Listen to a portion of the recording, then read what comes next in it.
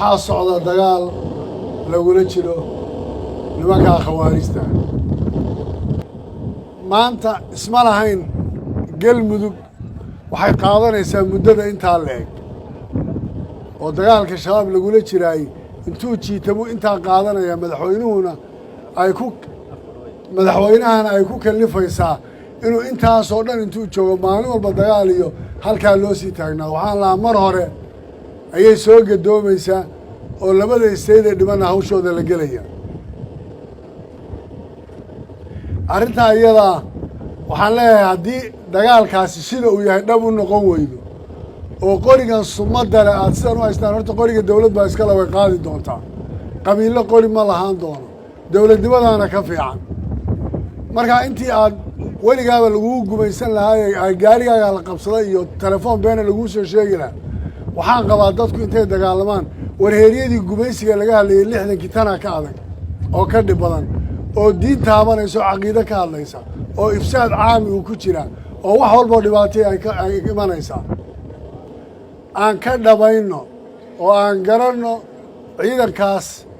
wiilashaas dagaalka ku jiraay waxay u baahan yihiin waa shacabka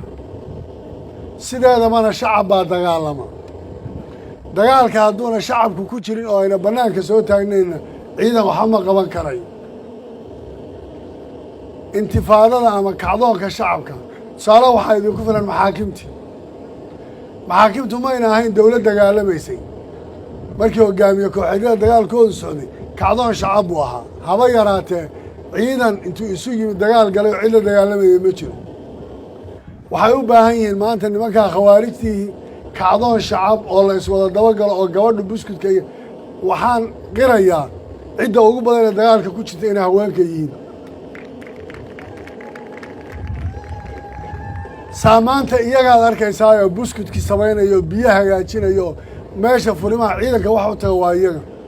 odayaasha garhka gudguduudan iyo kuwa bakooradaha wata iyo kulligood iyo kuwa ganacsatada mid waliba wuxuu leeyahay maya aniga waxaanaa la ii geysaniyo hebel baa la soo wacay iyo hanti warheerihiinaa la isku wada diraya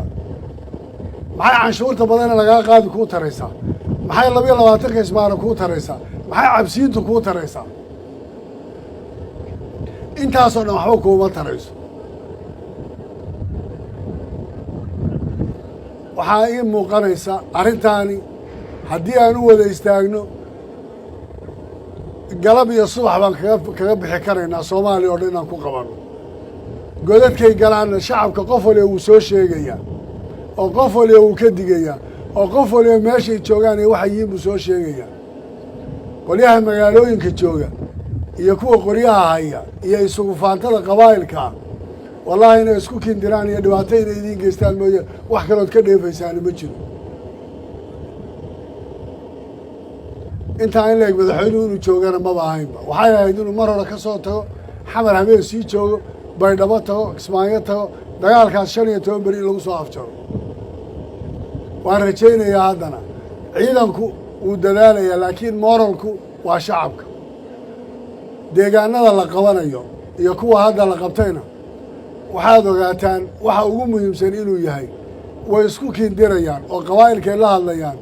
oo fariq tasud iyo ku samaynayaan qayb iyo xukun nimankaasi cidna asxaan uma hayaan aan ka wada shaqayno inaan ka wada hortagno waxa aan sheegaynana aan ka dhabayno madaxdana iyadoo dagaalka u soo istaagtayna aan garab istaagno qabaa'ilkuna waxay isugu faanayaani qabiil walba intay xoraysiya dagaalkay galaan ha ku faaneen ee qori bannaan la soo dhigayaan lagu faanin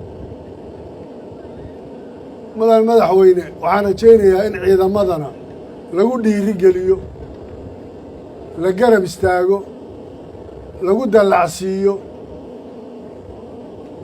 ay u noqoto waxa ay ku jiraan waxa ay tahay wacyigelin iyo ku dhex jiridna loo sameeyo shacabkana waxaan aad iigu muuqanaysa in sidaa yihiin odayaasha iyo ganacsatada iyo kulli intii la kaxeeyo meelaha furimuhu ku jiraan intay tagaan nin waliba uu ka muuqdo oo nin waliba isagoo meesha jooga miidiyaha uu ka hadlo oo uu hadlo uu sheego mowqifkiisa uu caddeeyo oo dadka moral la geliyo markaa kuwa bannaanka joogan inta xoolaha la ururiyo magaalooyinka la qabanayana kaalmo bini aadannimo iyo waxaan bannaan ka barin waxbay nooma tarayseen ciidan ahaan iyo dhaqaale ahaan iyo danta guud ee dadka intaba aynu ka tashanno oo inna waan isku tashanno oo waxaan geyn karna aan geyno aad iyo aad baan uga mahad celinayaa guud ahaan marka laga soo tago iscanaansiga sida wax u socdaan waxaanan ku dhiiri gelinayaa Axmed Qoorqoor iyo reer Galmudug inay iswada raacaan oo isagoo horgal uu ka noqdo oo tuutaha la qaato oo dadka la dhex socdo hawsha aan sidaa u gallo annaguna midaasaan sugaynaa waana bilaabaynaa dhinaca iyagana waan ka bilaabaynaa aniga cabdixasiisna oo annaguna ma joogi doonno laakiin aan isku tashanno wax walba oon cid kale ka sugno waxba inooma tarayso ciidan iyo calaf bayna waan isku tashanno aad buuna u fiican yahay xaqiiqatan madaxweynuhu sida uu fakaraya tadxiyada uu samaynayo